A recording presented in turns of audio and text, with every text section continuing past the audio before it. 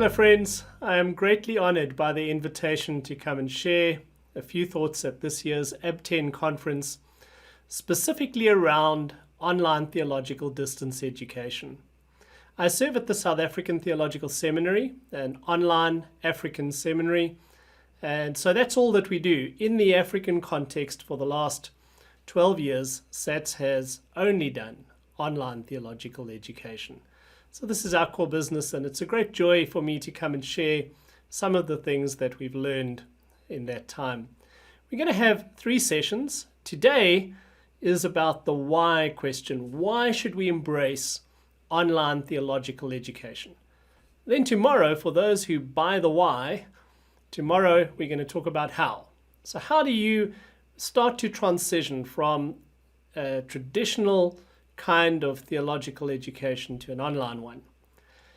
One of the big challenges in doing that is getting access to the right platforms and technologies to make it viable. This is a real challenge for many seminaries, especially on our continent. But in our 3rd session, I'm going to invite a colleague who has some really exciting prospects that may provide a way to solve some of those problems in the future. So that's what lies ahead. Today we're talking about why should we embrace online theological distance education. The media mogul Rupert Murdoch recently said that the world is changing fast. Now that's not a revelation, but the implication for businesses and by extension ministries, he said, is that the big will no longer beat the small. It will be the fast who beat the slow. How fast we're able to adapt, embrace, and change in this rapidly changing world will determine to a great extent how effective we are and even whether we continue to survive, much less thrive. Do you remember this old thing? It's a city map book. When I first moved to Johannesburg in 2004, this is how we got around a foreign city. We navigated with maps. Today, this is completely worthless. We now have somebody on our phone who tells us turn left in 300 meters, turn right in, etc., etc. So the change in technology made the map book obsolete. Or what about these old phone booths? I grew up with these public phones that you used to put coins into and then you could make phone calls. When last did you use one of those? When last did you see somebody use one of those? Yes, of course, cell phone technology has made them obsolete. Here's another thing that's become obsolete. I got saved into a church that used overhead projectors for our praise and worship. And of course, in the education system for a period of time, overhead projectors were an essential technology. They were the preferred way in many places of using visual aids. Of course, they're completely defunct today. We use different technologies, and those technologies have made overhead projectors obsolete. Another example that comes to mind is BlackBerry. Did you have one of these devices at any stage? Well, you see, in the early 2000s, BlackBerry was the device of choice. They had these amazing little phones that had a small keyboard at the bottom, and half of the phone was a screen, the top half typically. And at one stage, at least in South Africa, 8 out of every 10 people had a BlackBerry. And then in around 2007, Apple came out with a touchscreen phone, the first iPhones. It wasn't long before others came up with similar devices. And within 2 or 3 years, BlackBerries were obsolete. You hardly saw one. I haven't seen anybody using a BlackBerry for years now. So rapid changes in our world quickly make things that were indispensable obsolete. Something can be indispensable today and almost irrelevant tomorrow. Now for an unwelcome prediction. I think this is the next thing that's going to become somewhat redundant. The traditional seminary will soon be an endangered species. We call shopping centers that are no longer utilized white elephants where I come from. And I think that there's a real danger that our theological seminary campuses are going to become white elephants, because in the years to come, online theological distance education will become the dominant form of theological education. You might say, well, that may be the case in the West. It's not going to happen in Africa. It's going to happen. It may take a few extra years, but it is going to happen. Now, I know you don't want to hear that, but that's the reality. BlackBerry didn't want to hear about touchscreens. The people who make map books didn't want to hear about GPSs and so on. But the reality is the world's changing fast, and it's those who are able to change and adapt who are going to continue to thrive in that changing world. So we're living in a world in which online theological distance education seems set to become the dominant model of the future, at least the foreseeable future. You see, convenience always wins. When people realize that they can do something more affordably and at greater convenience and still have a similar result, then the way they did it before becomes obsolete. The obvious example around us is shopping malls. So in some cities, particularly Western cities, shopping malls are having a major impact from the fact that people now buy stuff online and have it delivered. COVID has expedited that, at least in our country. But it applies to other spheres of life as well. I play a card game called Contract Bridge. And there's a bridge club. When I first started playing in Johannesburg, there might be as many as 200 people coming out on a Monday evening to play bridge. And then it started to be possible to play online with your friends and your club, etc. And people started to move to playing their bridge online. And there are huge benefits. It used to take me 5 hours to have an evening of bridge. It now takes 2 hours. I had to drive an hour each way. I save whatever it cost in petrol and time by not having to do that. And I can now play contract bridge from the comfort of my own home in a fraction of the time at a much greater convenience than used to be the case before. You know what's happened to the club? On a Monday night now, they may have 25 or 30 people. So the shrinking club is evidence of the fact that if you can do something as well with the advantage and convenience of doing it from home, which also saves you money, people are going to vote to do it the more convenient way. What does this mean for theological education? Well, like it or not, one of the implications is that residential theological programs will shrink in years to come. Why will they shrink? They will shrink because we now know that we can do online education as effectively as contact education. The educational results are comparable, but at much more efficient ways. Greater convenience for the student of being able to study from anywhere in the world, etc., etc. And as this interplay between convenience and efficiency on the one hand and effectiveness on the other makes it clear that we can achieve the same results for greater convenience, you can predict what's likely to happen. Charles Darwin said, I know he's not our favorite guy to quote, but he said with reference to his theory of evolution that it's not the strongest of a species, nor necessarily the most intelligent, but the one most able to change that survives and thrives.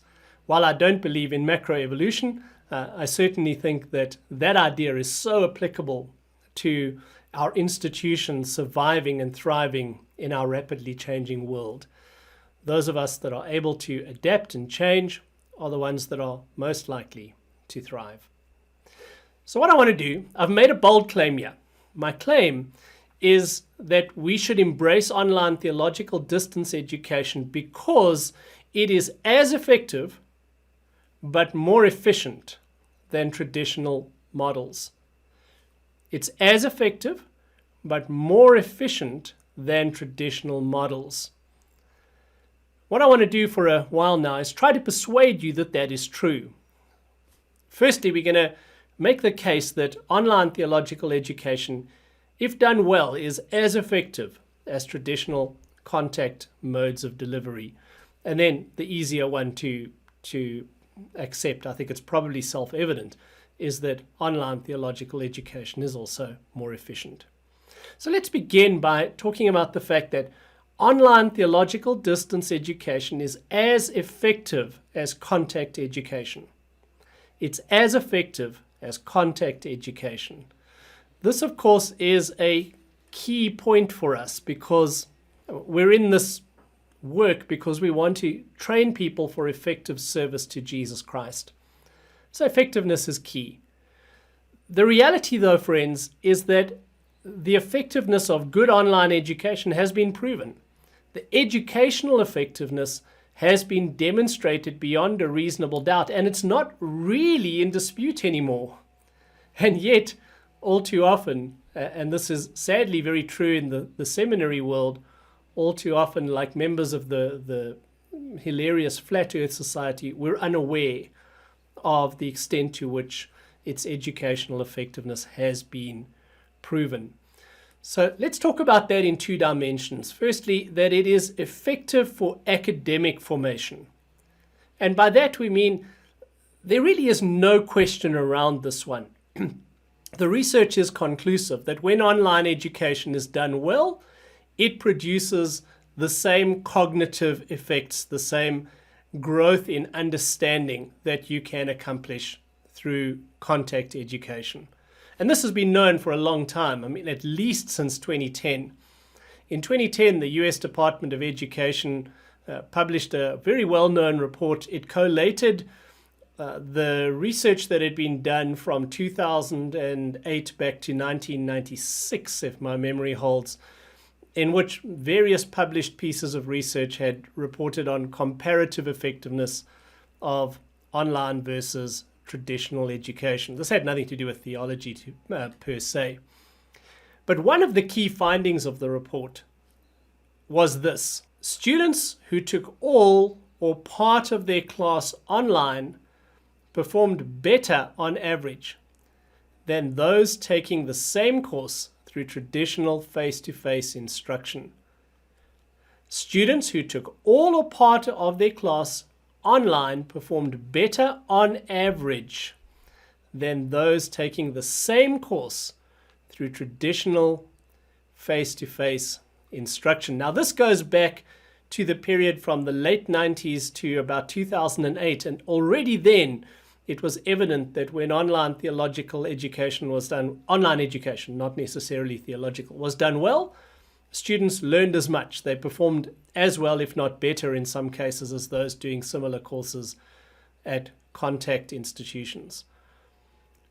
Those findings have been corroborated by numerous studies since then, with the added nuance that as online education gets better, as technology gets better, the gap is, if anything, widening. In other words, the likelihood that online education is as good, if not in some cases better, is more and more the case because technology makes that possible. Now, this is not in question. The literature would pretty much accept that this has been demonstrated to be the case, that online education is as effective for academic formation as contact education. But what about spiritual formation? Well, the bold claim I make here is that online theological distance education is also as effective for spiritual formation as contact education. The traditional objection to online theological education is that it's unfit for purpose. The idea is that we're shaping people for a very relational task, leading God's people, whether it's mission work or pastoring. The core reality is that the work that our graduates do is relational work, and somehow it's a hard stretch to believe that it can be done, the training can be done as effectively if we're not face to face. The two elements that are typically mentioned in this respect are a learning community and spiritual formation. And wherever you get an objection to online theological distance education, these tend to be where it lies. Sometimes they use words like incarnational or embodied, but the basic idea is that in order to be formed spiritually, you have to be part of a learning community, but ideally a worshiping learning community.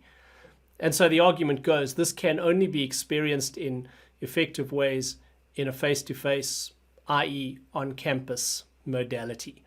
And so that becomes the objection. Surely we can't be sure that we are forming people effectively for ministry if they are learning and studying at a distance. But there's a growing body of evidence to show that these doubts are also, if not fully disproven, they're in the process of being disproven.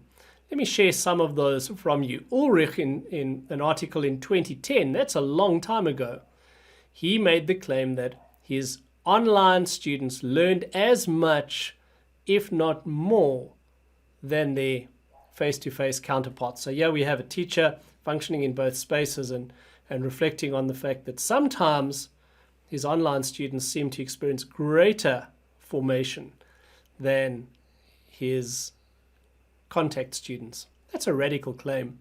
In a doctoral dissertation in 2011, and Guy Tran reports that 79% of the people who participated in his study testified to positive transformation through their online theological studies.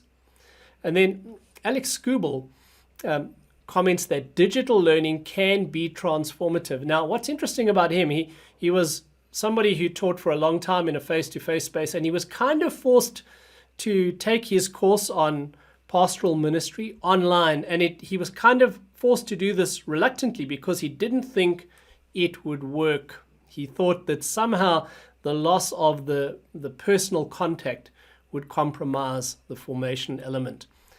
After doing it for about 7 years, this is what he concludes. He said, could making them, referring to the students, uproot, meaning uproot from their local ministry context to go to school, actually lessen the effectiveness of ministry preparation? He doesn't conclude that it does, but he had seen enough after doing this both online and face-to-face for 7 years to think that sometimes the students who stayed in their ministry context seemed to benefit more in terms of their spiritual formation from their interactions in their real-world setting than those who left that setting to go into a campus environment. Isn't that amazing? I think that's amazing. One of the major studies done a few years ago was conducted by Miller and Scarron. And they published a full report and they published an abbreviated report. And I want to read you a couple of the conclusions that they reach. So this is a major study focusing heavily on the element of whether spiritual formation and ministerial formation happen effectively online. This is what they say in their 2018 summary of their report.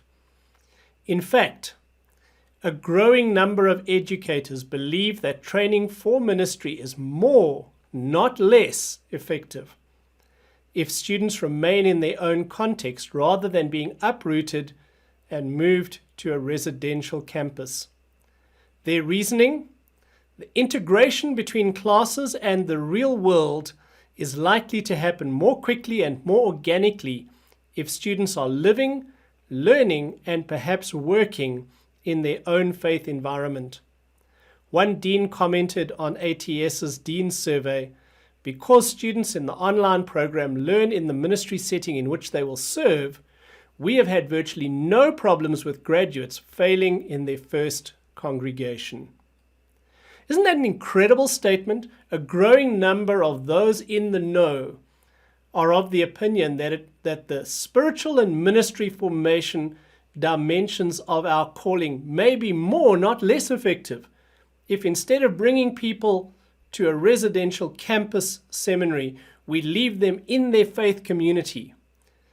And on the key question of how people do in their first church that they are pastoring after graduating from seminary, the ATS representative says, man, we have almost no problems with people failing when they've been serving in that community while doing their theological education.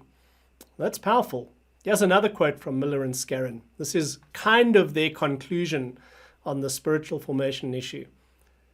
At this point, the evidence indicates that online education produces outcomes. They have in mind both the intellectual and the spiritual growth dimensions produces outcomes at least equal to the level of traditional classroom outcomes. Some would go so far as to say their online students do better overall in a course than those in a traditional class.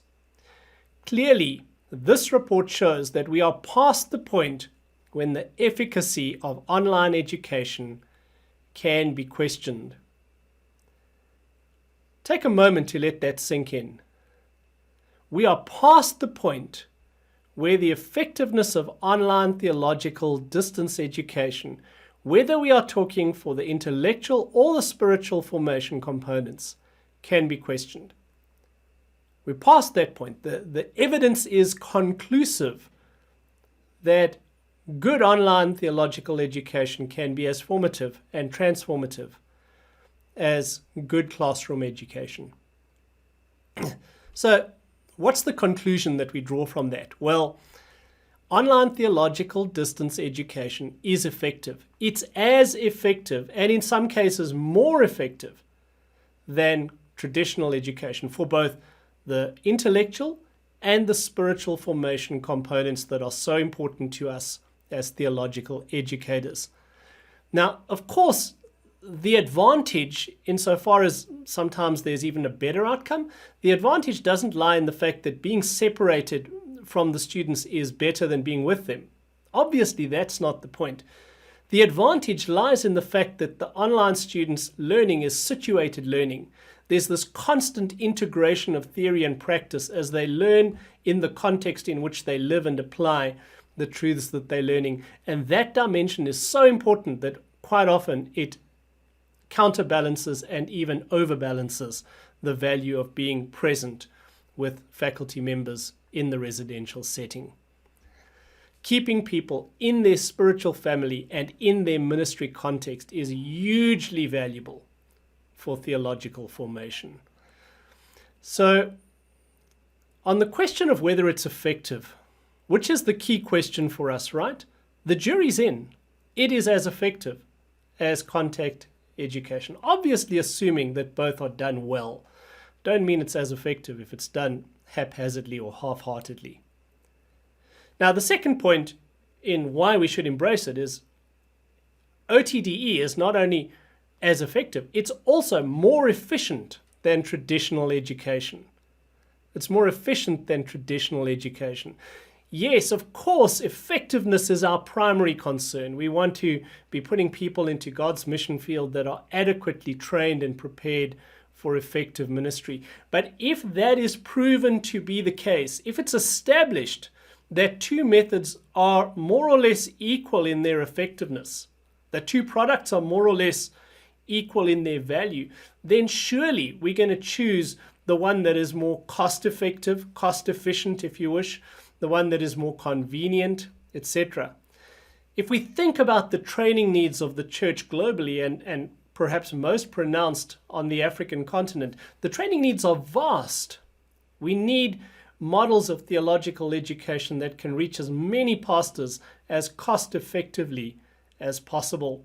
And at least at the moment, online theological distance education is the best way to do that. It's simply the most efficient and equally effective way. So I work for an online theological seminary. Yes, I know, I'm biased. But we have about 3,500 tertiary students from higher certificate all the way up to doctoral level. And we've done some calculations. If we were to run the same size institution, and it would be very difficult to run the same size institution because building those sorts of numbers in a residential space is much more difficult than in an online space. But if we were to have a similar number of students working on full-time equivalency, it would cost us in the order of 4 to 5 times as much to run the same programs with the same number of graduates, same number of full-time equivalent students. 4 to 5 times as much. Why? Because we would have to invest hugely in property and buildings. We currently have almost no property infrastructure. All of our staff work from home offices around the world. Our students work online. And so we leverage technology to take the distance out of distance education. We spend on technology instead of spending on property and infrastructure. We buy electronic library resources instead of physical ones. Our students can't access them, right?